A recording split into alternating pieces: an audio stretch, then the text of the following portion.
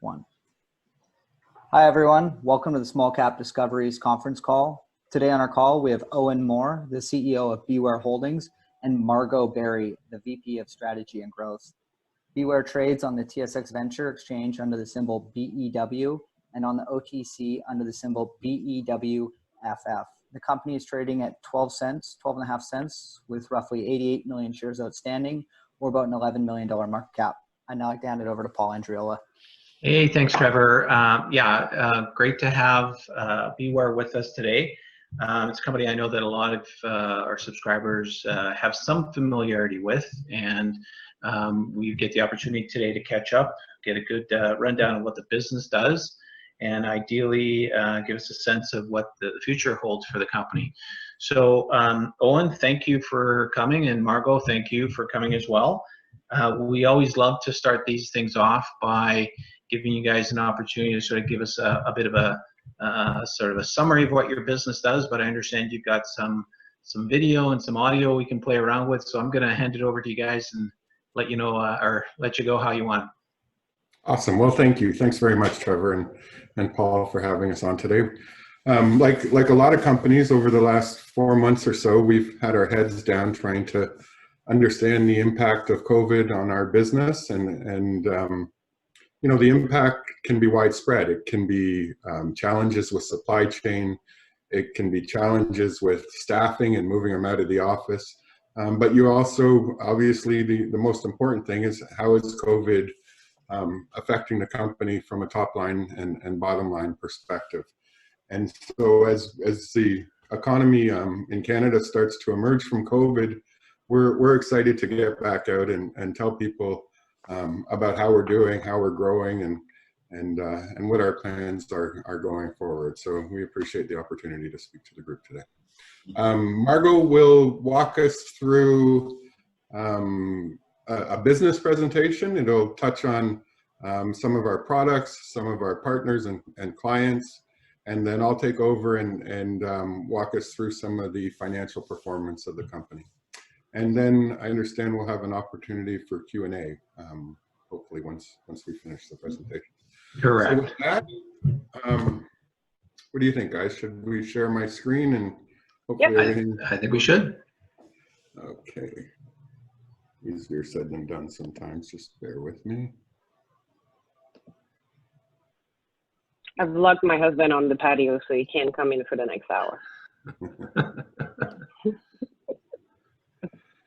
Okay, so I will hand it over to Margaux, and Margaux, just give me a nod when you want me to scroll down to the next slide.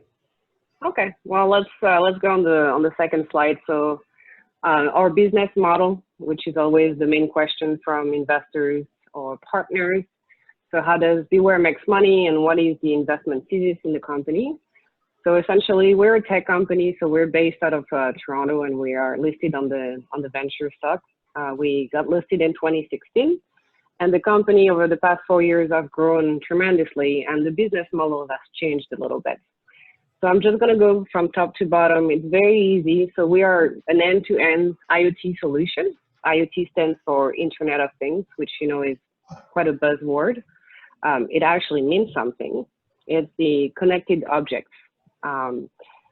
What we have is an end-to-end solution, meaning we sell a hardware, we sell a middleware, which can be a software or an integration. Some people know it under a name SDK. And then we have the user just buys the product and slaps it on what he wants or she wants to track. So we have two lines of products. We have the asset tracking solution. So those are little devices that are about the size of a pack of cigarettes. Sorry, I don't even have one with me. What is revolutionary with those guys is we use low power 5G, which is known under the name LTM or NB-IoT. Those are very low power networks. So the cost of the data is unseen. So we're talking about $1 or $2 a month of data compared to 10 to 20 to 30 with regular 3G asset trackers. So what we're doing with this line of product is we are actually disrupting the market by replacing the old technology. This is really the bread and butter of BeWhere as of today. On the second hand, we have what we call connected sensors, which uses the same board, so the same technology, but now we're going after different markets, more, we call it more static markets, such as, monitoring soil moisture on growing trees, flood detection, and so on and so forth. We'll dive into this a little bit later. And how do we make money? It's very easy. We sell a hardware. We sell a low-cost hardware, and then we have a monthly recurring fee on every hardware that we sell. We're talking about markets, so I've just put some little quotes on market research that I found through the last few months. These numbers keep growing. It's probably bigger now. I haven't looked at it recently. This is as of February. So we're talking about billions and billions of market. Now, it's not just for BeWhere, but it's the size of the market in general. To give you a brief overview on the next slide on how it works, it's actually a very, very simple solution. Owen, if you can scroll down a little bit, please. It takes about 5 minutes to install a product. So you find the asset that you want to track. We can talk about trailers, flatbed, chassis, containers. You slap our device on it. It comes already, it comes hot, so it's already reporting when we install it. It's got a SIM card. And then we have a GPS and some onboard sensors like humidity, temperature, light, and so on. And all it does, it works like a smartphone. It connects to the network, sends the data to our servers, and then the data is available as a user-friendly platform that we sell, or we just integrate the data in somebody else's platform. The next slide shows the second line of revenues, or the line of products, which is the connected sensors. It's essentially the same. It's kind of redundant, but it shows little markets that we focus on, which is going to be smart agriculture or agri-tech and smart cities. Same thing, we put the sensors, have the SIM card in it, boom, they report, it's ready to go. It's very, very simple. Now the next slide is going to talk about the use cases, which is the most important part. So who do we work with? Who do we sell to? Who uses our product? So we are first and foremost a B2B company, a business to business. So we sell through partners. We have various categories of partners. We have carriers such as Bell, AT&T, T-Mobile, that are going to sell our solution as part of the portfolio. And of course, they're going to use their connectivity, their own SIM cards. And then they're going to either sell a platform or they're going to integrate it into their own. We also have resellers that are technology companies, construction software companies such as Stena, fleet companies such as Fleet Complete or Geotab. SecurQuip is an asset recovery company. So it's wide and very, it goes all across the board. We don't have one particular type of company that we really work with. Everybody can use our product. The end users is the pictures that you see on that slide. So we have transportation companies. One of the low-hanging fruit for BeWhere, and it's a good thing because it's a very large market, are trailer companies. Trailers are a piece of equipment that don't have power on it. So it's very easy to slap a little BeWhere tracker. It's powered by, it's rechargeable, powered by the sun. So you just slap on it and boom, you know where your trailer is. When you think about the cost of a trailer, just the equipment alone is about $100,000. And then you think about the cargo that comes inside of it, you can talk about big numbers. And all you need is a little BeWhere asset tracker that sells, probably around $100 for the end user, and you got it. We have generators, we have, all those things I mentioned earlier, flatbed chassis, portable toilets. So we're talking about companies that have very wide variety of equipment. As long as the return of investment is worth it, essentially as long as the cost of the equipment is greater than the cost of the tracker, it's a very good investment. And it also brings visibility and asset management to the company owners that they didn't have before, because all the technology or the solutions were just either too expensive or because the battery wouldn't last long enough on a regular 3G, 4G network. So that's the great advantage of working on 5G, low power 5G. And that's what we're selling thousands and thousands of devices. And now one of our great advantage as well with our business model, and that's the next slide, is our marketing. So we actually don't have a lot of marketing going from BeWhere, which I'm sure you noticed. It's actually all partners that do all the marketing. And we've got a couple of videos that we wanted to play today so you can see how it looks. So this is Owen is going to play the first one, which is an AT&T video. And that's for asset tracking. I'm Macy, and I'm here to talk to small business owners about how AT&T's Asset Tracker 1 can help them keep track of all their valuable assets. Let's talk to them. You ever had anything that's ever, gone missing on the job site? Brian, come here. I'm sorry. This actually recently just happened this week. We had the excavator that we were supposed to bring over here, but Brian brought it to the old site. So the whole time, we don't even know where it is. So how did that make you feel where everybody's blowing up your phone trying to figure out where this thing that you're supposed to be responsible for? Feel dumb, made a mistake. What would happen to you if you were the only person on this site and this generator witnessed? I could lose my job. What if I told you that this is all you need to save yourself from embarrassment? Do you understand? I understand. Because this is what you need. You know what it is? Say this. Count of 3. 1, 2, 3.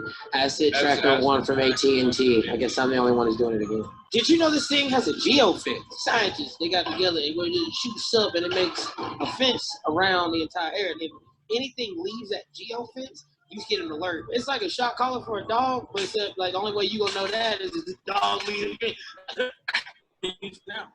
Hey, you can. You gotta buy one. Get tracked, bro. Little leaf blower head. Get tracked. I don't know what it is, but it looks like it costs more than what I got. Get tracked, because if not, it's gonna get snatched. Remove all the guesswork of managing your assets with AT&T's Asset Tracker 1. We love you so much. Thank you, AT&T.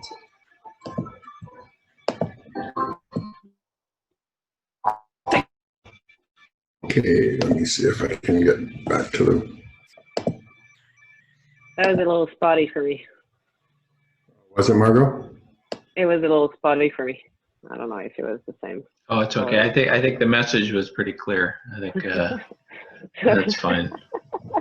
And that's exactly, so in that video, Mason was showing how you can use one of our products, which is the BeSol, to track generators or construction equipment on site. Yep, perfect. Now the second video is actually a customer that works in the construction business, and they're using a flood detection sensor, which is part of the connected sensor suite of the solution that I mentioned earlier. As a platform, PCL created Job Site Insights to provide a single pane view into all Internet of Things aspects of construction.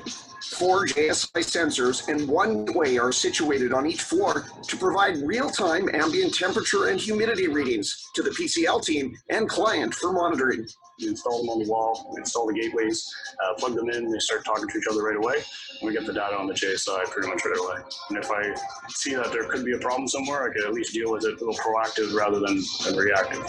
By gathering, analyzing, and utilizing IoT data, PCL is increasing safety, efficiency, and productivity while showcasing itself as a future-ready builder. PCL is enabling lean construction practices using data that improves our clients' needs. The sensors are set up to measure temperature and humidity. We've set limits on the temperature so that if it crosses a threshold, we'll send our field coordinators out there and they'll turn down the heaters. And we've noticed that we were able to see big efficiencies in our heating costs. Job Site Insights has begun to realize the optimization of construction-related energy costs and reducing PCL's environmental footprint. JSI's future is bright as more monitoring use case scenarios are already available, such as flood detection, with more factors being targeted as well, such as air quality, concrete strength, as well as sound and vibration. Setting thresholds, say that you're meeting LEED and well standards, we're looking at doing things like that. Really, it seems like the sky is the limit as to how far we can take this. Okay.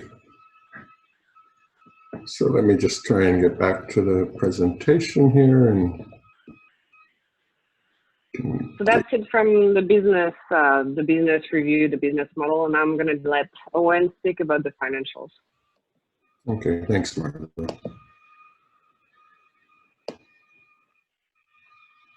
Okay, so We've shown pretty decent growth over the last 3 years. 2 years ago, 2017, we posted annual revenues of about 1.6 million. 2018, we grew to about 3.6 million and posted a little over 6 million, close to 6.1 million in our most recent fiscal year, 2019. Margaux touched on this as she was discussing our business model.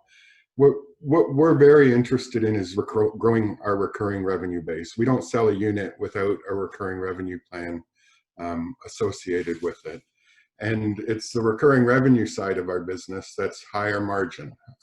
We sell devices sometimes a little bit above cost, sometimes at cost, and if it's really strategic and it's a large opportunity that will kick in decent recurring revenue, we will even sell devices at a small loss. The reason we like recurring revenue, it's very predictable. It comes in monthly, and once again, it's the higher margin side of our business. We've shown good solid growth in our recurring revenue. These are quarterly results, and we're up to about $730,000 quarterly in recurring revenue. It's the recurring revenue that drives our earnings.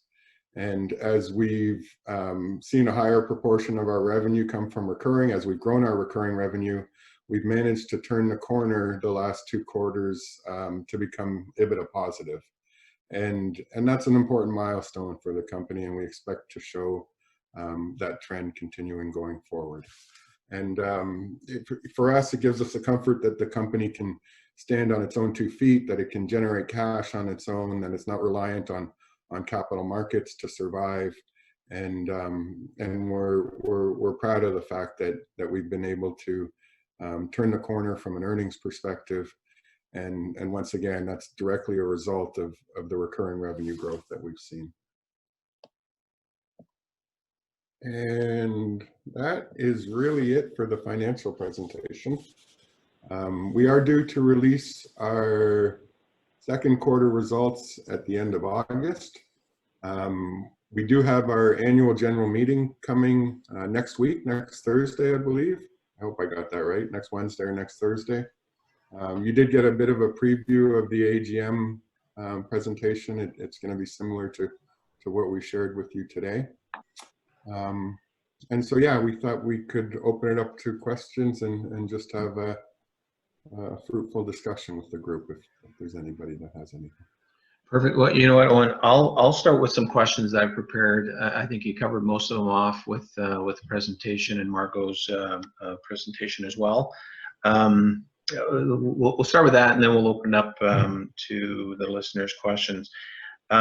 So we saw a couple sections there. We talked about the addressable market, geographically, where you guys operate, and is there more specified addressable market that you guys see that you're really targeting? Sure, that's a good question. So today, the majority of our revenue comes from the U.S. We obviously have a decent sized footprint in Canada as well, being our home country. We have sold devices worldwide.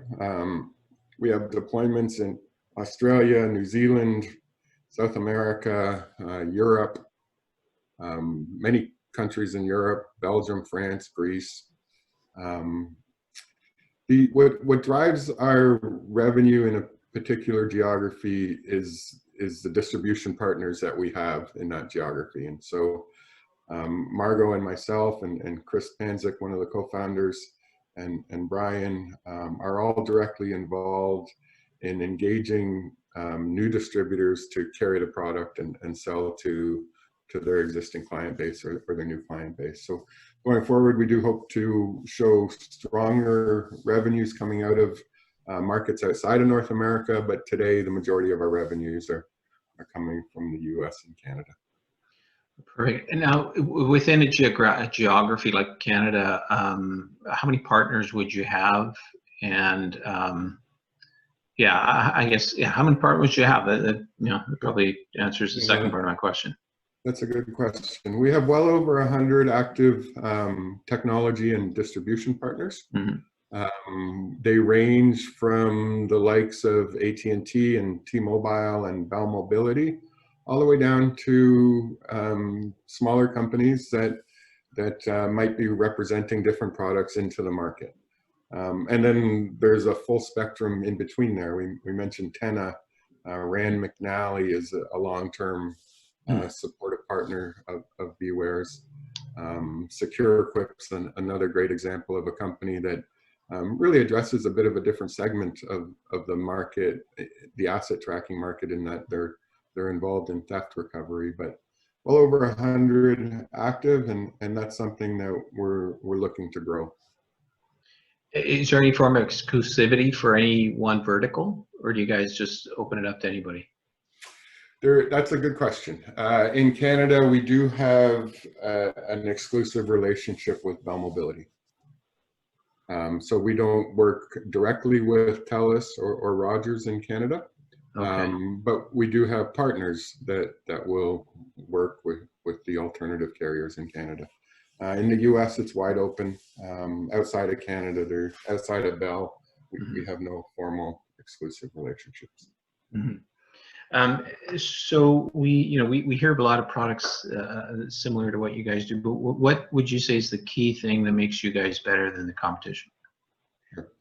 I think what we do a good job at is recognizing new cellular technology that's coming down the pipe, and understanding how to leverage that technology to either disrupt or open up a new market. So, Margaux mentioned that our devices are 5G, and 5G is a relatively new initiative, and it affords a lot of advantages over 4G, LTE, HSPA, 3G, and 2G type solutions. It performs better, it adds more functionality, it's more sophisticated. It uses much less power, which allows us to have a very small device operate, in some cases off 2 AA batteries for 8 to 10 years. And also as you adopt new technology, you can hit lower price points. So if we were trying to launch a solution today on LTE or 4G, you would probably expect about a 30% increase in the cost of goods to use that older technology. So we've done a good job of understanding what's coming down the pipe from a wireless technology perspective. We're very involved in the industry with the GSMA and our carrier partners to understand what the trends are. And we look to adopt that technology to provide a cheaper, better, faster solution to our partners and clients. And maybe describe what a partnership looks like. Like you mentioned Bell. When Bell goes out and sells, a product or service, what do they get? What do you get? Sure. So the product, in the case of Bell and pretty much the majority of all our mobile network operator partners, they purchase the product from us and they sell it to their end users. And then in addition to them selling the device and our applications or our API to feed third-party applications, they obviously sell the wireless data, the cellular component to the solution. So from their perspective, and there's markups all the way along. They'll mark up the devices, although typically carriers don't put a lot of margin on reselling devices. What they're after are these subscribers and driving their monthly revenue. So they mark up the device, they mark up our cloud services and our applications, and then they sell their data on top of that. And we support them. We support them from a technology perspective, and we rely on them to sell and market the solution on our behalf. Mm-hmm. And is there time frames with your partnership contracts? Are these 3-year deals? Are they unending? How do those things work? Yeah, they're typically, there'll be a term associated with it, and then they get renewed at the end of the term. So you're looking at usually 3 to 5 years from an initial agreement. That's sort of the term that's laid out in them. but then they just roll over and continue after that. Yeah. There are provisions to adjust pricing. There's provisions to introduce new product. That's something that we're excited about, is bringing some new products to the market in the coming 3 to 4 months. And I think, you know, the effort that Margaux and the team have put into lighting up big distribution can be an advantage. As we bring out new product, we're no longer looking for new distribution partners to carry it. We have a captive base of distribution partners that will accelerate that time to market as we launch new solutions. So, and then typically, what's a sales cycle look like for one of these distribution partners? How long does it take you to get a new team on board?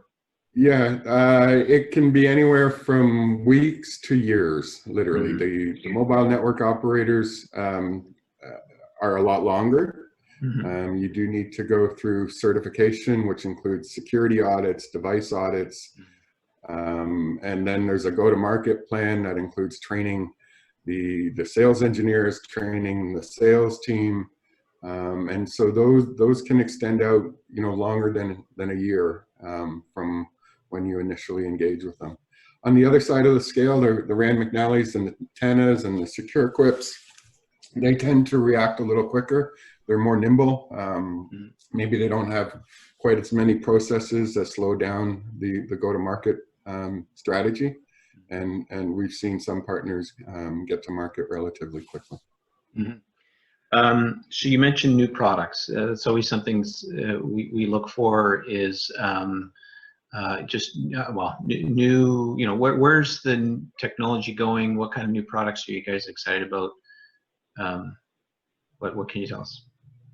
Okay, that's great. Good question. One of the things that I'm extremely excited about is for the last 6 months, we've been buried in development of releasing a new product that we're calling the B-Mini. It is about 20% of the size of our existing product. You can imagine something a little larger than a box of matches, and we think there's lots of applications for it. And once again, in the business-to-business space.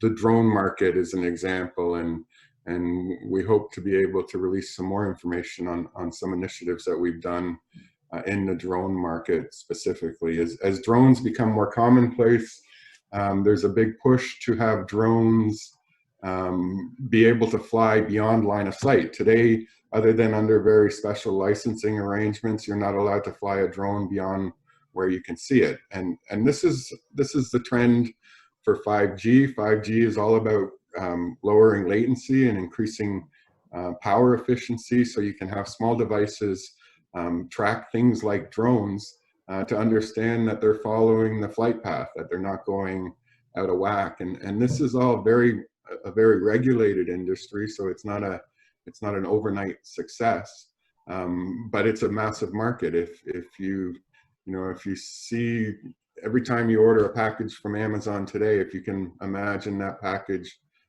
being delivered to you by a drone, there's massive efficiencies in transportation and logistics and supply chain to move to that market. Before you can do that, you need to have the technology in place to understand how that asset's operating, making sure it's flying according to a registered flight path. And that's just one example. As we bring smaller products that are lighter and actually just as or more sophisticated but less expensive, it opens up the number of assets that you can track. So you know, if our existing products are too large to track, you know, a power drill, the new products will fit the bill perfectly. And you know, just by reducing the size opens up the market opportunity to get after more assets. Yeah, no, I can see that for sure. We're living in a world of COVID. Can you tell us how that's affected the operations of your business, and has that increased or decreased your opportunities going forward? Yeah, that's another great question. Well, you know, what we know is that we're still growing.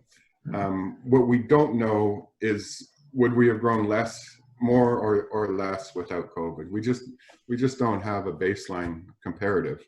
And I think that's been the challenge with a lot of companies that have had to reforecast. There's just nothing in our history that we can compare this impact of COVID to from an economic perspective that we've experienced in our lifetimes. I mean, you can look back to the dot-com bubble bursting in early 2000s.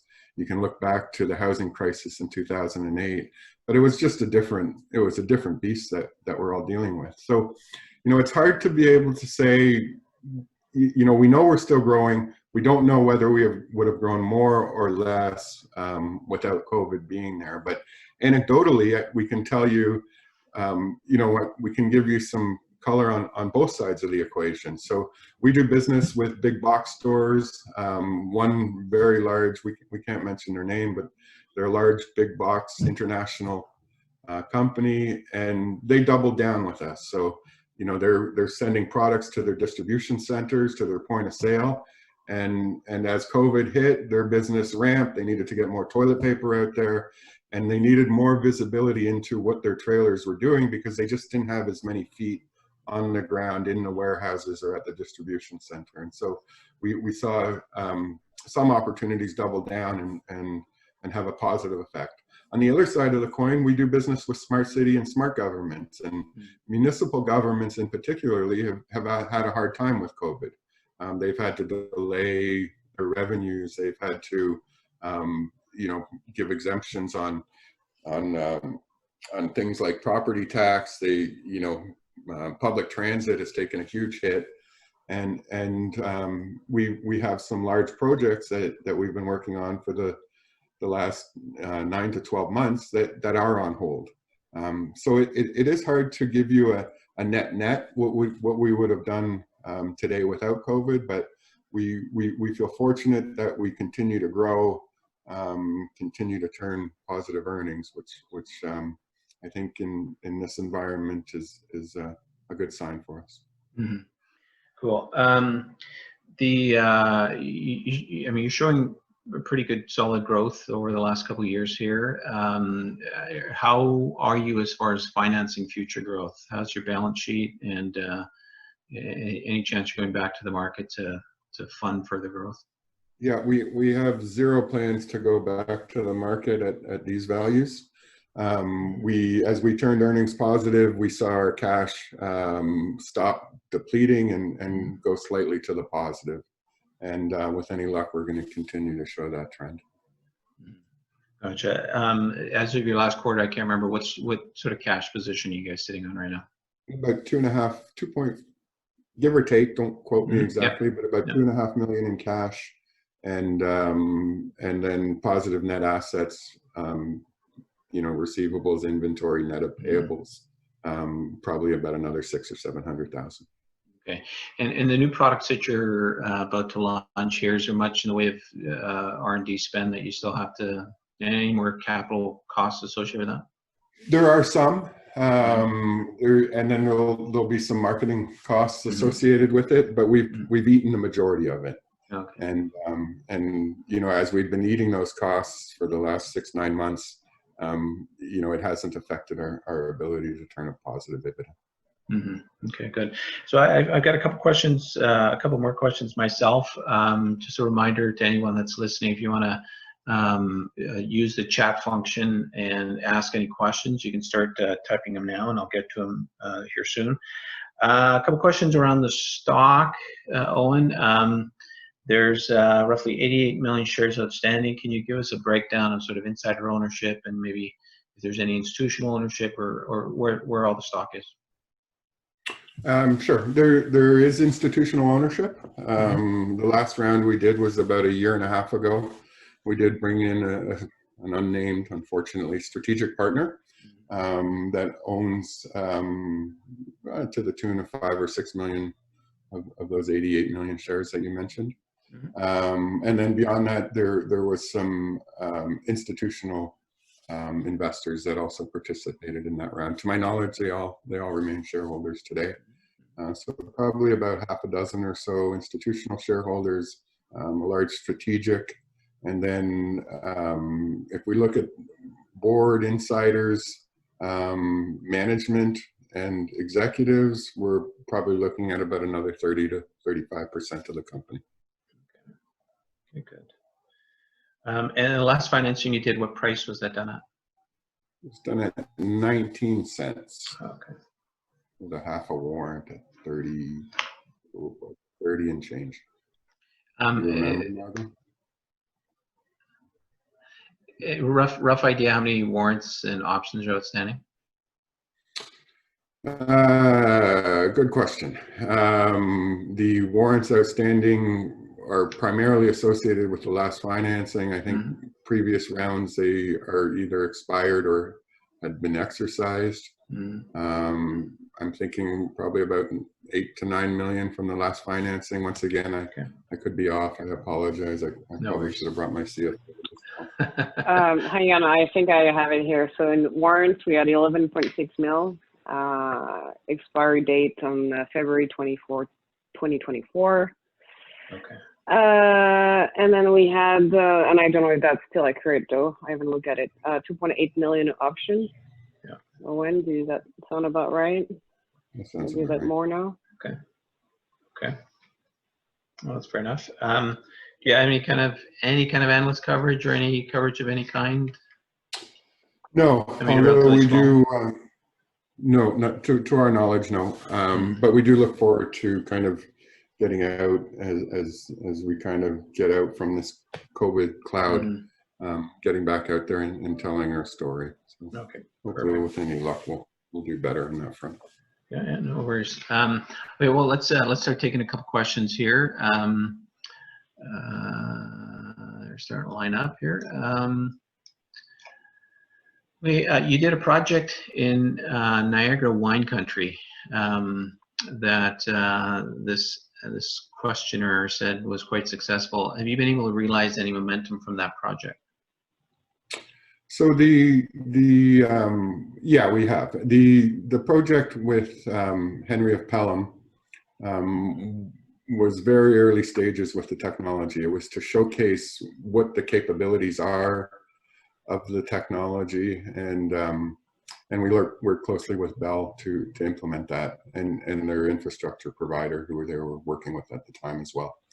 And that sort of parlayed into other agritech and smart city initiatives. So, you know, monitoring things like soil moisture is something we do today for the city of Toronto. Margaux has a client in Toronto where we monitor soil moisture on their clay tennis courts.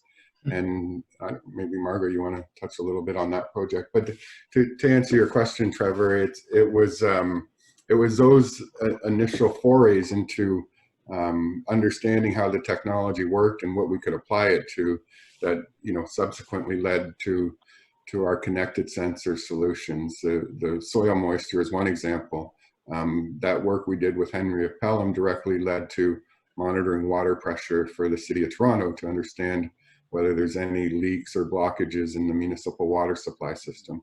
And it was all directly related to that initial work at Henry of Pelham. Margaux, do you want to touch on anything? No, to add to what you're saying is Henry of Pelham was back in November 2017. Our first actual order was in May 2018, which was kind of the same guts of a device, but the different enclosure. And it's really because we had so much call it commercial coverage around what happened with Henry of Pelham that we got this kind of size order. It was 20,000 units to start.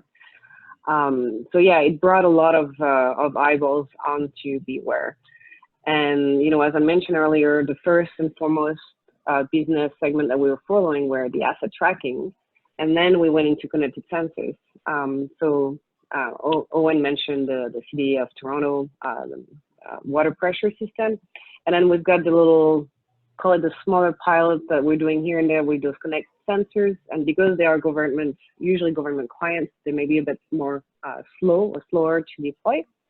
The one that I'm doing right now is to monitor the level of humidity in clay in a local tennis club, because it costs a lot of money to put water. If it's too dry, it's not. I don't play tennis, so it's kind of beyond me. But I understand the the thesis. They have no idea up until now they have no idea if they're watering the right way or not. So this is brand new. It's kind of a small scale pilot, and what they want to know is get that data and understand how they have to water the court. It's kind of a crazy use case for me. I didn't think there was really any interest. But one of the technology partner that's working on us with this, so the club is the end user, but then we have a technology partner that does manufacture clay and has, potentially hundreds of clients behind it where you could sell that solution. So that's how you start. You start by exploring, you see if it works, and then you go at it. Yeah. I mean, I anecdotally am hearing there's phenomenal growth and interest in the agriculture side of sort of the monitoring of these products. How successful have you been into growing that part of the market? Just give me a sense of maybe how much of your revenue right now is just that piece, and how fast do you think you can grow that part?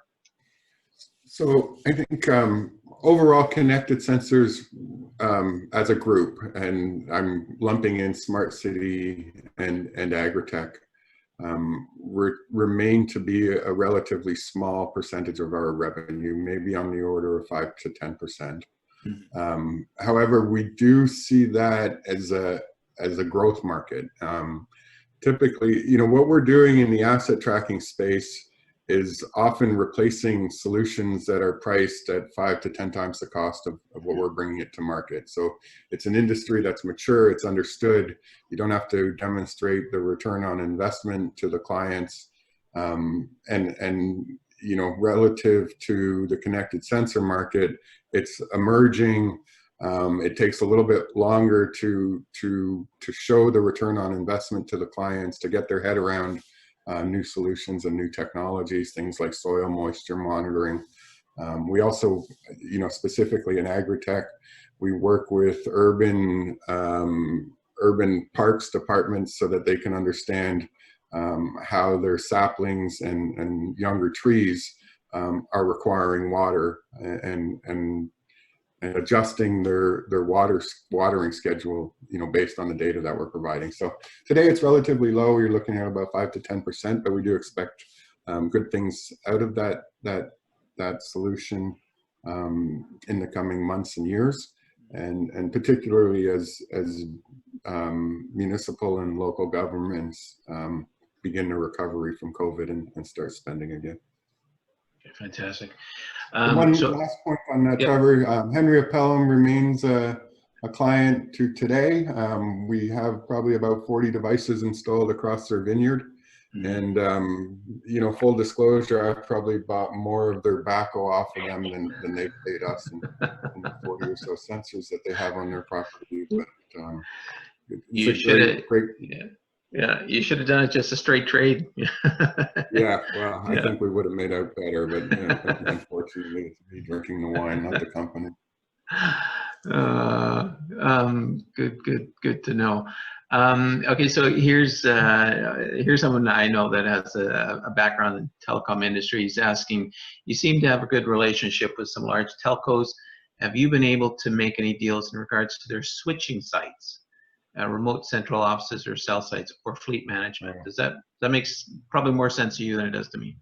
Well, yeah. So the carriers have COs and other sites out there that really is more along the lines of our connected sensor solutions. So they're interested in monitoring those sites, which arguably are secure sites for entrance, for things like temperature, to make sure that all the computers are running at their COs appropriately and in the right conditions. Nothing, no huge orders coming from it.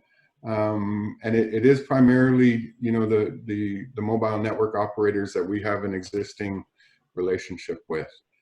There have been discussions about monitoring things like their cable reels, their fiber reels, and other high value equipment that the techs use to repair networks and to ensure they're operating correctly. But it hasn't, to date, it hasn't been, I wouldn't describe it as a huge chunk of our business, but every device helps, right? Every device that we sell in aggregate is how we're kind of driving that recurring revenue. Okay, I've got another question that we'll see how you're able to answer, but it has to do with your projections for growth. Can you give us a sense of what you think? You know, you guys obviously sell hardware. Once you sell hardware, you kind of know what your revenues will look like from there. Can you give us or help us try to figure out how to look at your growth prospects here? Yeah. Yeah. Okay. Good question. We don't provide formal guidance, and we were actually preparing to come out to shareholders with formal guidance, and we were working on that in February, and you know, as COVID hit and everybody was kind of revisiting their guidance, we were in the fortunate position not to have to revisit it.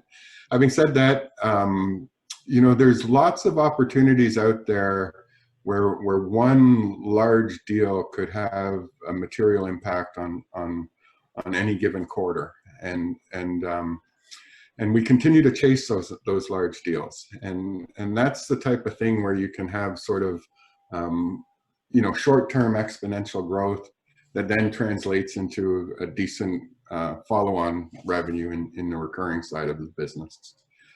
So we are expecting to continue to grow. Obviously, our focus has shifted over the last year, and we have made some pricing adjustments to our solutions to make sure we don't lose as much money on the initial sale of the device. Arguably, that could slow down the uptake as you have to increase prices.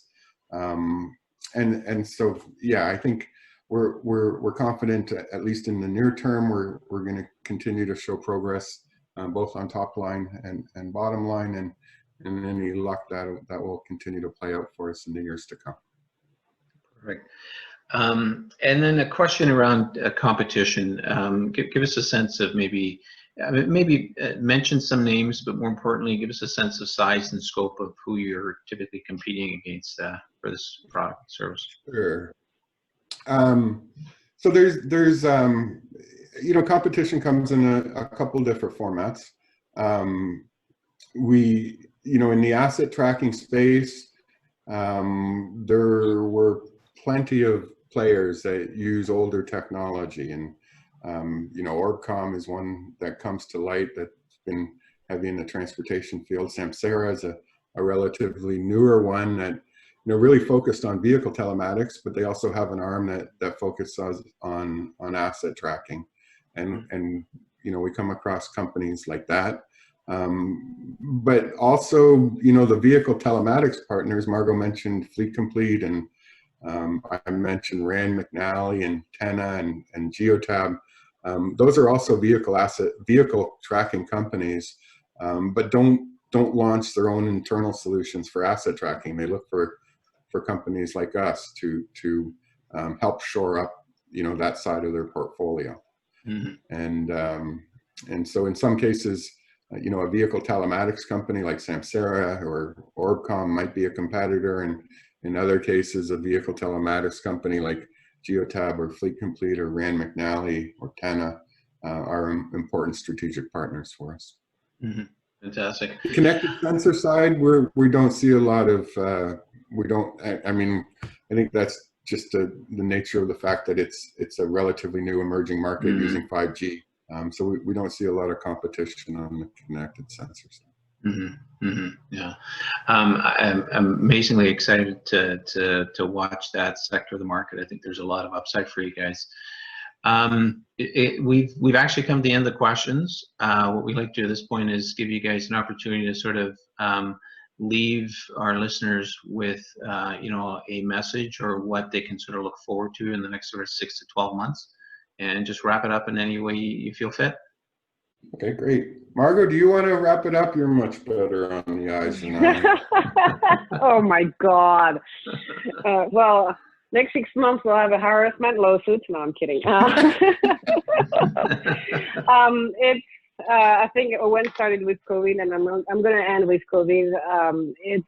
We have not stopped working since it happened. I think I've never seen so quick sales cycles. and the demand that we have for our products, whether it's asset tracking or connected sensors, just comes in every day, every minute. We are working around the clock. In my head, there is a momentum right now going on, and I think it's mainly helped by not having physical people on site, and that may slow down or it may not. But I am, as far as a shareholder of BeWhere and having my savings in the company and 4 years into it, I love it. I wouldn't leave it. I think we're doing great, and we have so many good things ahead of us, especially with the new product that Owen mentioned earlier. And the team is fantastic. We have the talent, we have the technology, and we have very limited competition, to be honest, right now. So keep an eye on us, support us. I think we're going to do great, and hopefully the stock price catch up with the actual fundamental value of the company at some point. Fantastic. So here we have BeWhere, roughly a $10 million market cap, solid recurring revenue. Owen or Margaux, where should someone go to get more information? What's your website address? It's BeWhere.com. That's simple, really BeWhere.com. And yeah. An email address that somebody can contact for more questions? Sure. You can use my email. I think you have it. Okay, mberry@BeWhere.com. Yeah, there you go. just Perfect. pass it around. Perfect. I want to personally thank you both, Owen and Margaux, for joining us today. Thank you for answering all the questions. I think, certainly I appreciate it, and I know a number of our listeners appreciate it. At this point, Trevor, I'm going to pass it over to you, and you can help me wrap it up. Thanks, Paul. And on the behalf of Small Cap Discoveries, also want to thank you both for coming out today and tell us a bit more about your story, and look forward to the pending financial results and any upcoming catalysts, and we'll continue to follow the story. Thanks again, Margaux, and thanks again, Owen. Okay, Owen just lost the computer, but he say thank you. Awesome. Well, thanks, guys. Thank you very much, guys. Okay, bye now. Good timing. Bye now.